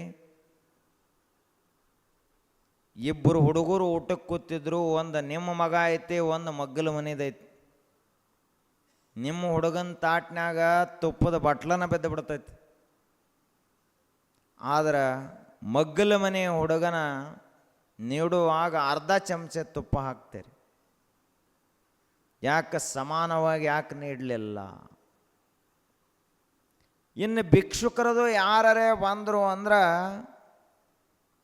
ನೀವೇನು ಬಿಸಿ ಬಿಸಿ ಅಡುಗೆ ಮಾಡಿರ್ತಿರಲ್ಲ ಅದನ್ನು ಓದಿ ನೀಡಿದಿರಿ ಅಂದ್ರೆ ನೀವು ಏನು ಮುಕ್ತ ಆಗುವ ಅವಶ್ಯಕತೆ ಇಲ್ಲ. ಮುಕ್ತ ಆದಂಗನ ಅಟ್ಟು ಮನಸ್ಸು ಸ್ವಚ್ಛ ಆಗಿರ್ತದೆ. ಮನಸ್ಸು ಸ್ವಚ್ಛ ಆದಂಥ ಮನುಷ್ಯನೇ ತಾಯೇನು ಉಣ್ತಾನಲ್ಲ ಈಗ ಸದ್ಯ ಅದನ್ನೇ ಯಾವ ದಾನ ಮಾಡ್ತಾನಲ್ಲ ಅವನ ಮನಸ್ಸು ಭಾಳ ಸ್ವಚ್ಛ ಆಗ್ಯದ ಅಂತ ತಿಳ್ಕೋಬೇಕು. ನಾವು ಹೆಂಗದೀವಿ ಅಂದ್ರೆ ದಾನ ಮಾಡೋದು ಬತ್ತು ಅಂದ್ರೆ ಎಂಥೆಂಥದರೆ ದಾನ ಮಾಡ್ತೀವಿ. ಹರಿದದ್ದರಿವಿ, ಆ ಬಳಿಕ ತಿನ್ಲಾಕ ಬಂದಿರಬಾರ್ದು ಅಂಥ ರೊಟ್ಟಿ ಅವು. ಕುದಿ ನೀರಾಗ ಒಂದು ದಿವ್ಸ ಇಡ್ಬೇಕತ್ ಅವಾಗ ಮೆತ್ತಗಕ್ಕವು ಅಂಥ ರೊಟ್ಟಿ. ತಿಂದ ಅಂದ್ರೆ ಒಂದು ಕೊಡ ನೀರು ಕುಡಿಬೇಕವು ಅಂಥ ಮೆಣಸಿನ್ಕಾಯಿ ಚಟ್ನಿ ಹೆಚ್ಚಿರ್ತಾರೆ. ಇವು ನಡೆದಿಲ್ಲ ಅಂತಲ್ಲ, ನಡೆದಾವ ಘಟನೆಗಳ ಜಗತ್ತಿನಲ್ಲಿ. ಅದಕ್ಕೆ ಮನುಷ್ಯನೇ ಬರೇ ನಿನ್ನೊಳಗೆ ಅಷ್ಟ ದೇವರಿಲ್ಲ, ಪ್ರಾಣಿ ಪಕ್ಷಿಗಳಲ್ಲಿಯೂ ದೇವರದ. ಈಗ ನೋಡ್ರಿ, ನೀವು ಹೊಲದಾಗ ಬುತ್ತಿ ಕಟ್ಕೊಂಡು ಹೋಗ್ರಿ. ಮೊದಲಿನ ಅಜ್ಜಿಗಳು ಭಾಳ ಶಾಣೆ ಇದ್ದರು. ಯಾಕೆ ಮಳೆ ಹೆಚ್ಚಾಕಿತ್ತಪ್ಪ, ಈಗ ಯಾಕೆ ಮಳೆ ಕಡಿಮೆ ಆಗ್ಯದ ಅಂದ್ರೆ ಅಜ್ಜಿಗಳು ಶಾಣ್ಯರಿದ್ರತ್ತ ಮೊದಲು ಮಳೆ ಹೆಚ್ಚಾಕಿತ್ತು. ರೈತರು ಶಾಣ್ಯರಿದ್ರತ್ತ ಮಳೆ ಹೆಚ್ಚಾಕಿತ್ತು. ಈಗ ಯಾಕೆ ಆಗೋದಿಲ್ಲ? ಇವರು 4 ಮಂದಿ ಇದ್ರು ಅಂದ್ರೆ ಕರೆಕ್ಟ್ ಎಣೆಸಿ 7 ಚಪಾತಿ ಕಟ್ಟಿರ್ತಾರೆ.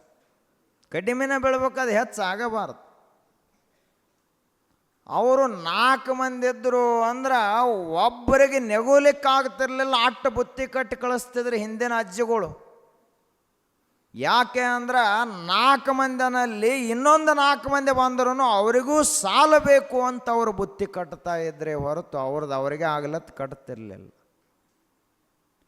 ಅವಾಗ ರೈತರು ನೋಡ್ರಿ ಊಟಕ್ಕೆ ಕೂತ್ರು ಅಂದ್ರೆ ಒಂದು ಕಾಗಿನೂ ಬಂದು ಅವರು ಮಗಲ ಕುಂಡಿರ್ತಿತ್ತು, ಒಂದು ಗಿಳಿ ಬಂದು ಕುಂಡಿರ್ತಿತ್ತು.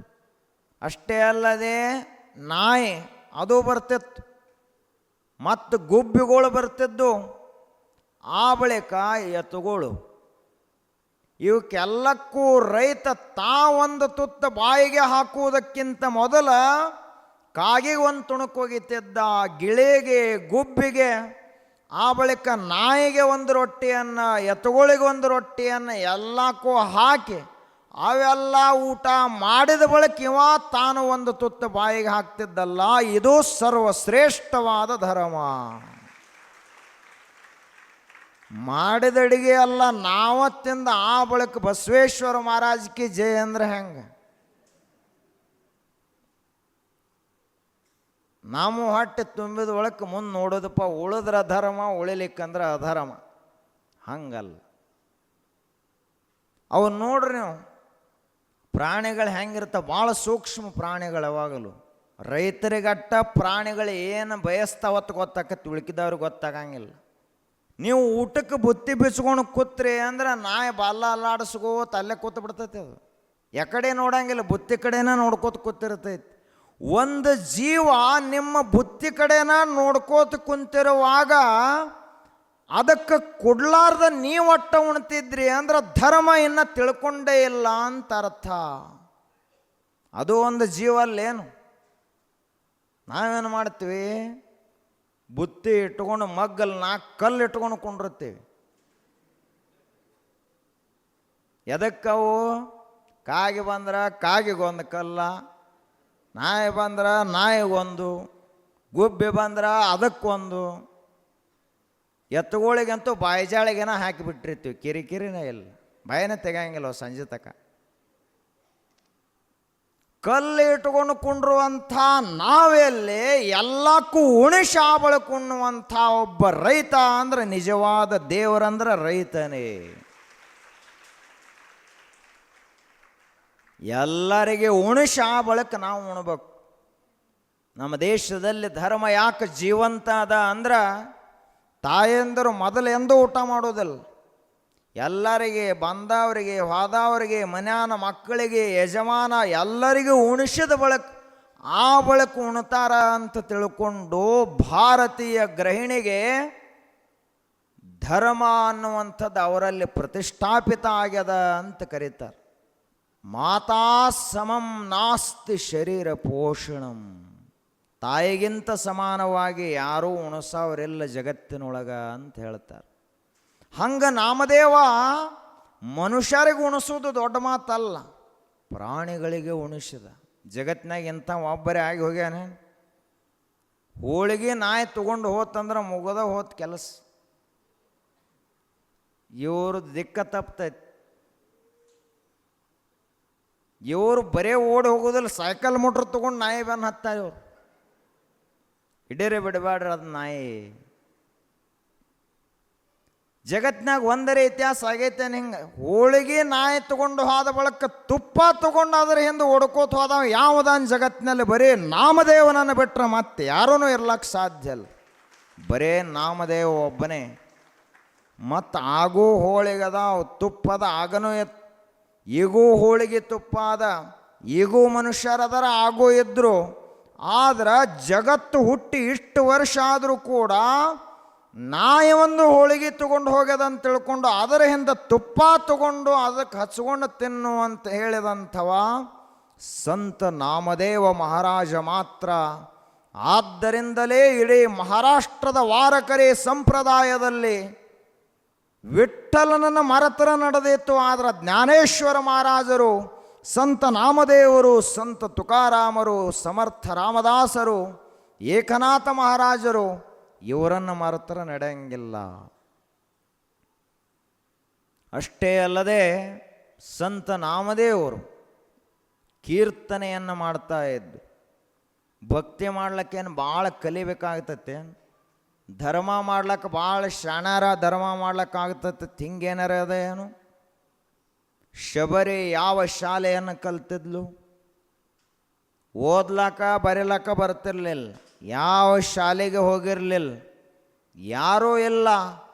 ಆದ್ರೆ ಶಬರಿ ತಿಂದಂಥ ಬಾರಿ ಹಣ್ಣನ್ನು ಸಾಕ್ಷಾತ್ ರಾಮ ತಿಂದ ಅಂದರೆ ಎಂಥ ಭಕ್ತಿ ಇರಬೇಕು ಶಬರಿಯಲ್ಲಿ. ವಿಚಾರ ಮಾಡ್ಬೇಕು ನಾವೆಲ್ಲ. ದೇವರು ಒಲೆಯುವುದು ಎಷ್ಟು ಕಲ್ತಾನತ್ತ ಅದರ ಮೇಲಿನಿಂದ ಒಲೆಯಂಗಿಲ್ಲ, ಎಷ್ಟು ನಮ್ಮ ಮನಸ್ಸು ಸ್ವಚ್ಛದ ಅದರ ಮೇಲಿನಿಂದ ದೇವರು ಒಲಿತಾನ.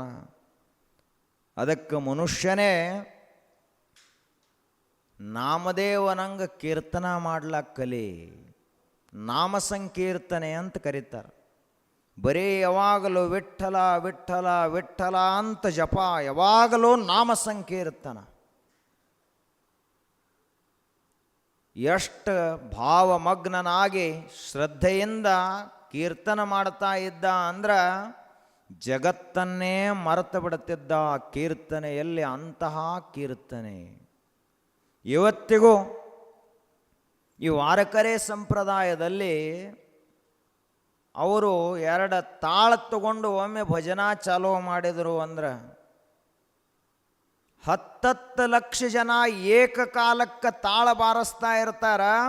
ಅಲ್ಲಿ ಬರೀ ವಿಠ್ಠಲ ಅನ್ನುವ ನಾಮವನ್ನು ಬಿಟ್ರೆ, ತಾಳಿನ ನಾದವನ್ನಟ್ಟು ಬಿಟ್ಟರೆ ಉಳಿಕೆದ ಜಗತ್ತಿನ ಗದ್ದಲ ಯಾವುದೂ ಇರಂಗಿಲ್ಲ. ಅದಕ್ಕೆ ದೇವರ ಒಲಿಬೇಕಾಗಿತ್ತು ಅಂದರೆ ಇಂಥ ಭಕ್ತಿ ಮಾಡಬೇಕು.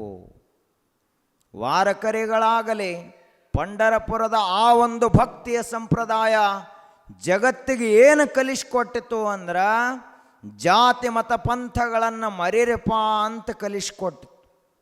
ನಿಮ್ಮ ದೊಡ್ಡ ದೊಡ್ಡ ಶಾಸ್ತ್ರ ಗ್ರಂಥಗಳನ್ನು ಒಂದು ಸ್ವಲ್ಪ ಮುಚ್ಚಿಡ್ರಿ, ನಿಮ್ಮ ವಿಧಿವಿಧಾನಗಳನ್ನು ಒಂದು ಸ್ವಲ್ಪ ದಂಡಿಗೆ ಸೇರಿಸಿಡ್ರಿ, ನಿಮ್ಮ ರೀತಿ ನೀತಿ ರೂಢಿಗಳನ್ನು ನಿಯಮಗಳನ್ನು ಮರೆತು ಬಿಡ್ರಿ. ದೇವರಿದು ಯಾವುದಕ್ಕೂ ಒಲೆಂಗಿಲ್ಲ. ನ ಜಾನಾಮಿ ಯೋಗಂ ಜಪಂ ನೈವ ಪೂಜಾ ನತೋಹಂ ಸದಾ ಸರ್ವದಾಶಂಭುತುಭ್ಯಂ ಹೇಳ್ತಾರ. ನ ಜಾನಾಮಿ ಯೋಗಂ, ನನಗೆ ಯೋಗ ಮಾಡ್ಲಕ್ಕೆ ಬರಂಗಿಲ್ಲ. ಜಪಂ ನೈವ ಪೂಜಾಂ, ಜಪ ಮಾಡ್ಲಾಕ ಬರಂಗಿಲ್ಲ, ಪೂಜಾ ಮಾಡ್ಲಾಕ ಬರಂಗಿಲ್ಲ. ಜ್ಞಾನ ಅಂದರೆ ಏನತ್ ನನಗೆ ಗೊತ್ತಿಲ್ಲ.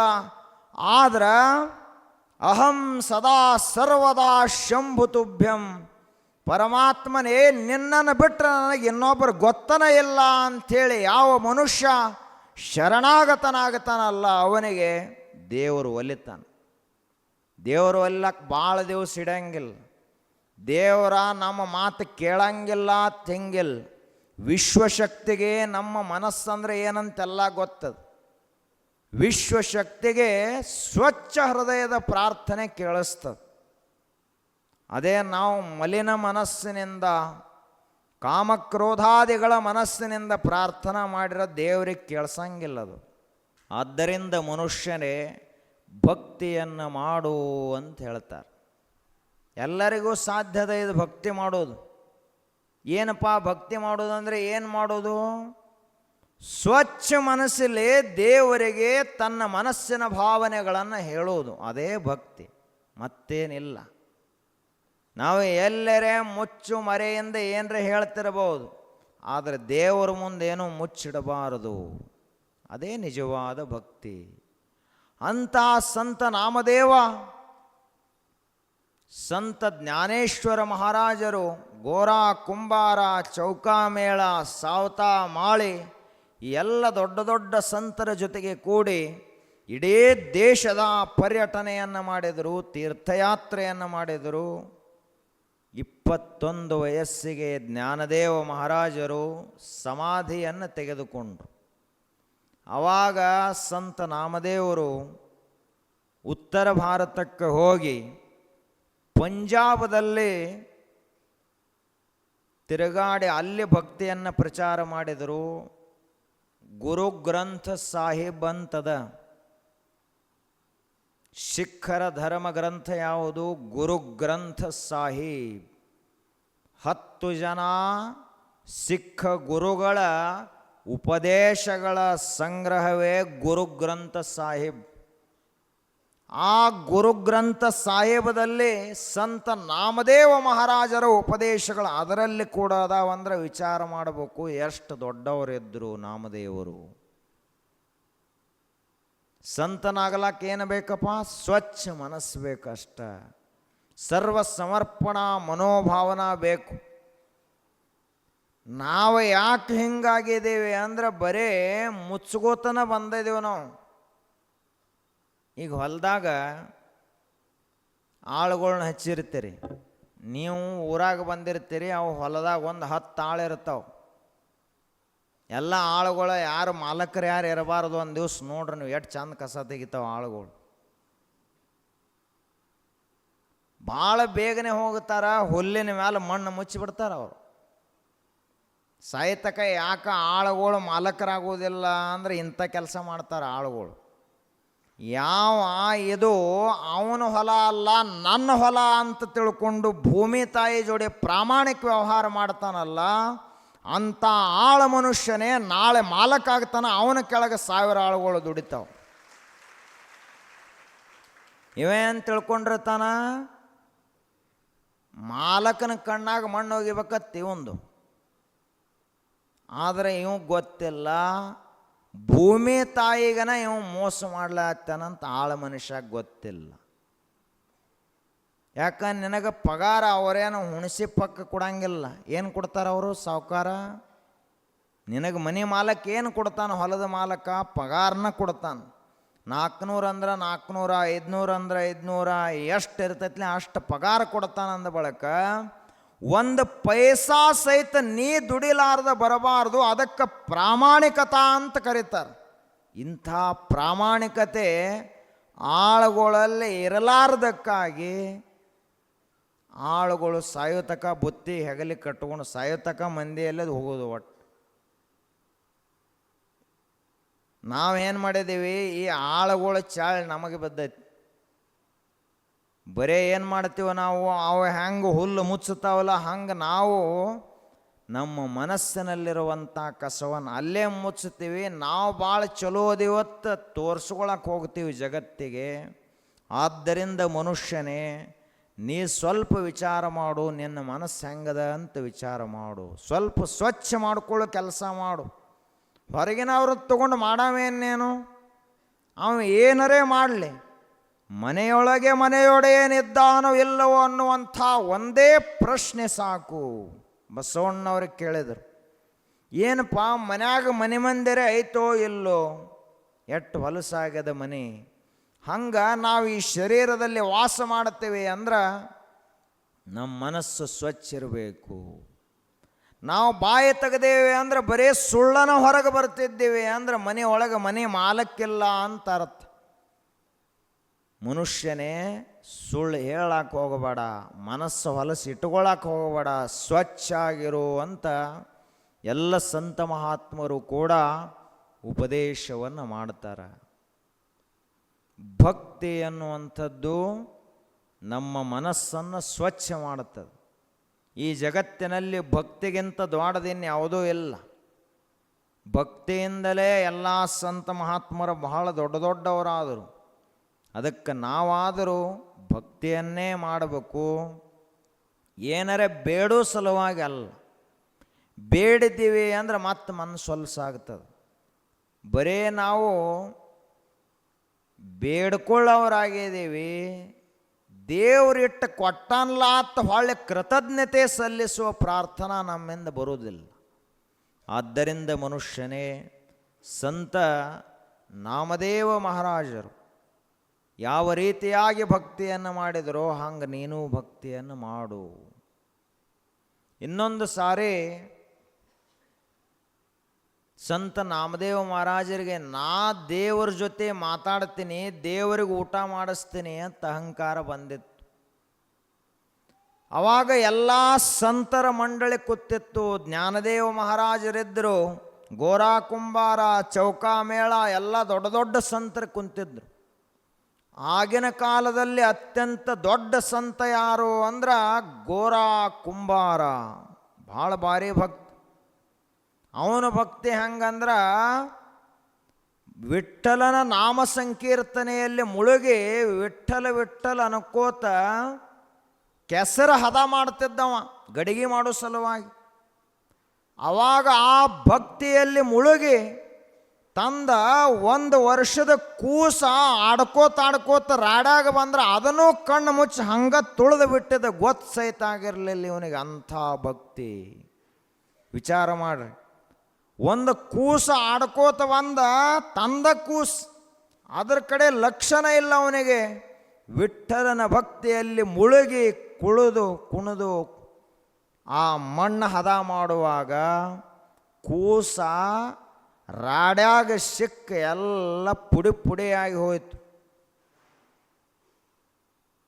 ಮುಂದೆ ನಿಮಗೆಲ್ಲ ಕತೆ ಗೊತ್ತದ. ಅಂತಹ ಭಕ್ತ ಯಾರು ಅಂದ್ರೆ ಗೋರ ಕುಂಬಾರ.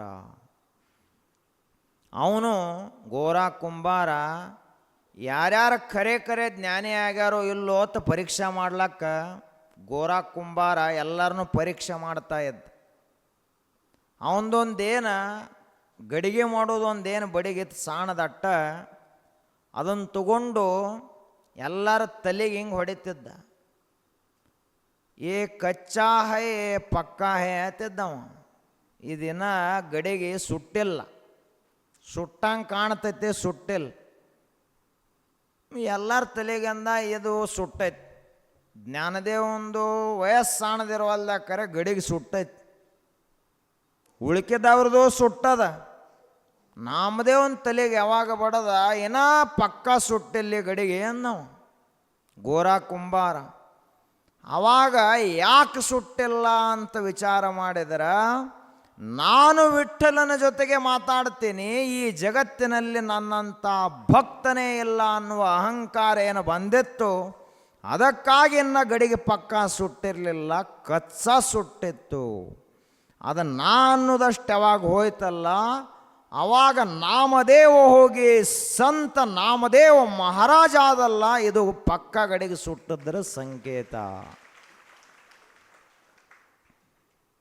ಅವರು ಕಚ್ಚ ಪಕ್ಕದಾಗಿದ್ದು, ನಮ್ಮವಿನ ಗಡಿಗೆ ಆಗ್ಲಕ್ಕೆ ಮಣ್ಣು ಸಹಿತ ತಯಾರಾಗಿಲ್ಲ. ಇನ್ನತನ್ ತರೋದು ಯಾವಾಗ, ಕುಂಬಾರನ ಕೈಯಾಗ ಕೊಡೋದು ಯಾವಾಗ, ಗಡಿಗೆ ತಯಾರಾಗೋದು ಯಾವಾಗ, ಅದನ್ನು ಸುಡಬೇಕಂದ್ರೆ ಎಷ್ಟು ದಿವಸ ಬೇಕು? ವಿಚಾರ ಮಾಡ್ಬೇಕು ನಾವೆಲ್ಲರೂ. ನಮ್ಮ ಮನಸ್ಸು ಹಂಗೆ ತಯಾರಾಗೈತೇನು? ಮತ್ತು ನಾಮದೇವನಲ್ಲಿ ಇರುವಂತಹ ಏನೊಂದು ಆತ್ಮ ಇತ್ತೋ ಅದೇ ಆತ್ಮ ನಮ್ಮೆಲ್ಲರಲ್ಲಿಯೂ ಅದ. ಹೌದಪ್ಪ, ಜ್ಞಾನೇಶ್ವರ ಮಹಾರಾಜರು ಅವತಾರಿಗಳೇ ಇದ್ದರು, ನಾವ್ಯಾರದೀವು ಮತ್ತೆಲ್ಲರೂ? ನಾವ್ಯಾರೋ ಬೇರೆ ಇಲ್ಲ. ಈಶ್ವರ ಸರ್ವಭೂತಾನಾಂ ಹೃದ್ದೇಶೇ ಅರ್ಜುನ ತಿಷ್ಠತಿ ಭ್ರಾಮಯನ್ ಸರ್ವಭೂತಾನಾಂ ಯಂತ್ರಾರೂಢಾನಿ ಮಾಯಯ. ದೇವರೆಲ್ಲದಾನ? ನಮ್ಮ ಹೃದಯದ ಅಂತರ್ಗತವಾಗಿ ದೇವರೇ ಕುಂತಾನ. ಅಂದ ಬಳಿಕ ಮನುಷ್ಯನೇ ಸ್ವಲ್ಪ ಎಚ್ಚರ ಆಗು. ಕಣ್ಣು ತೆರೆದು ನೋಡು, ನಿನ್ನ ಜ್ಞಾನದ ದೃಷ್ಟಿಯನ್ನು ತೆಗೆದು ನೋಡು. ಕಾಣ್ತದ ಏನಪ್ಪ? ದೇವರೇ ಕಾಣ್ತಾನ. ತೆಗೆದು ನೋಡು ಸ್ವಲ್ಪ. ಕಣ್ಣು ಮುಚ್ಚಿ ಹಿಂಗ ಬದುಕಿದೆ ಅಂದರೆ ಬರೇ ಮನುಷ್ಯನಾಗಿ ದೇಹ ಬಿಡಬೇಕಾಗ್ತದ. ಸ್ವಲ್ಪ ಜ್ಞಾನದ ದೃಷ್ಟಿಯಿಂದ ನೋಡು. ಯಾಕೆ ಅಂದರೆ ಇದು ಸುಳ್ಳಲ್ಲ. ವೇದಶಾಸ್ತ್ರಗಳ ಮಾತುಗಳು, ಸಂತ ಮಹಾತ್ಮರ ಅನುಭವದ ನುಡಿಗಳು, ಉಪನಿಷತ್ತಿನ ನುಡಿ ಎಂದು ಸುಳ್ಳಾಗಲಕ್ಕೆ ಸಾಧ್ಯ ಇಲ್ಲ. ಅವೇನು ಹೇಳ್ಯಾವ? ತತ್ ತ್ವಮ್ಮಸಿ, ನೀನಾ ದೇವರದಿ ಅಂತ ಹೇಳಿದ ಬಳಿಕ ನಾವ್ಯಾಕೆ ಮನುಷ್ಯರಾಗಿ ದೇಹ ಬಿಡಬೇಕು? ಸ್ವಲ್ಪ ವಿಚಾರ ಮಾಡಬೇಕಲ್ಲ. ನೀ ಸಾವುಕಾರದೆ ಅಂದ್ರೆ ಇವು ಮತ್ತೆ ಮರುದಿವಸ ದೊಡ್ಡ ಬಿಳಿ ಅಂಗಿ ಹಾಕೊಂಡ್ಬರ್ತಾನೆ ಊರಾಗ. ಬರೇ ಸಾವುಕಾರತ್ತ ಕರೆದ್ರನ ಮನುಷ್ಯ ಇಟ್ಟು ಹಿರಿ ಹಿಗ್ತಾನ. ಸಾವುಕಾರತೆ ಅಂದ್ರೆ ನೀವು ಏನು ಸಾವುಕಾರತೆ ಎದ್ರ ಸಾವುಕಾರಪ್ಪ? ಮನ್ಯಾಗ 4 ಹಿಂಡು ಎಮ್ಮೆ ಅದಾವ, ಅದರ ಮ್ಯಾಲಿನಿಂದ ಇವರು ಸಾವುಕಾರ್ತಿಗಳು. ಆ ಬಳಿಕ ಇವರಿಗೆ ಒಂದು ತುಸು 1-2 ಎಕರೆ ದ್ರಾಕ್ಷಿ ಬೆಳೀತಂದ್ರೆ ಸಾವುಕಾರಗಳು ಇವರು ಊರಾಗ. ಸಾವುಕಾರ ಸಾವುಕಾರತಿ ಶ್ರೀಮಂತ ಅಂದ್ರೆ ಎಷ್ಟು ಮನುಷ್ಯಗೆ ಸಂತೋಷ ಆಗ್ತೈತಿ. ಇವೇ ನೀವನ ಖರೆ ಹೆಸರುಗಳಲ್ಲ. ಇಷ್ಟಂದ್ರನ ಇಷ್ಟು ಸಂತೋಷ ಆಗ್ತದ. ಮಹಾತ್ಮರು ಹೇಳ್ತಾರ, ನೀ ಬರೇ ಇಷ್ಟು ಸಾವುಕಾರ ಸಾವುಕಾರತಿ ಆಗಷ್ಟು ನೀ ಏನು ಸಣ್ಣವಲ್ಲಪ್ಪ, ನೀ ಅಂದರೆ ಬೇರೆ ಅಲ್ಲ, ಜಗತ್ತನ್ನು ಸೃಷ್ಟಿ ಮಾಡಿದ ಭಗವಂತ ಅಂದರೆ ಬೇರೆ ಅಲ್ಲ ಅಂತ ಮಹಾತ್ಮರು ಹೇಳ್ತಾರೆ. ಆ ಮಾತು ಯಾಕೆ ಕೇಳಬಾರದು? ಆ ಮಾತು ಸ್ವಲ್ಪ ಕೇಳಬೇಕಲ್ಲ. ಬರೇ ನಮಗೆ ದೊಡ್ಡವದಿಪ್ಪ, ನೀ ಅಂದರೆ ಏನು, ನೀ ಹೇಳ್ದಂಗೆ ಊರು ನಡೀತದ, ಭಾಳ ಹೆಗ್ತಾನ ಮನುಷ್ಯ. ಆದರೆ ನೀನ ದೇವರದಿ ಎತ್ತ ಋಷಿಗಳು ಹೇಳಿದಾಗ ಆ ಮಾತು ಕೇಳಿ ನಾನು ಹಂಗಾಗಬೇಕು ಅಂತ ಯಾಕೆ ಮನುಷ್ಯ ವಿಚಾರ ಮಾಡಬಾರದು? ಆದ್ದರಿಂದ ಮನುಷ್ಯನೇ, ಸಂತ ನಾಮದೇವ ಮಹಾರಾಜರಂತೆ ನೀನು ಕೂಡ ಭಕ್ತಿವಂತನಾಗು. ನಿನ್ನ ಹೃದಯದಲ್ಲಿರುವಂಥ ಅಹಂಕಾರವನ್ನು, ನಾನು ನನ್ನದು ಅನ್ನುವ ಭಾವನೆಗಳನ್ನು ತೆಗೆದುಹಾಕು. ಆವಾಗ ನೀ ಏನಾಗುತ್ತೆ ಅಂದ್ರೆ, ವಿಠ್ಠಲ ಬೇರೆ ಅಲ್ಲ, ನೀ ಬೇರೆ ಅಲ್ಲ, ನೀನೇ ವಿಠ್ಠಲ, ವಿಠ್ಠಲನೇ ನೀನಾಗಿ ಬಿಡ್ತಿ. ಅಂತಹ ದೈವೀ ಸ್ಥಿತಿಯನ್ನು ಗುರುದೇವರು ಕರುಣಿಸಲಿ ಅಂಥೇಳಿ ಪ್ರಾರ್ಥಿಸಿ ಇವತ್ತಿನ ಸತ್ಸಂಗಕ್ಕೆ ಮಂಗಲ.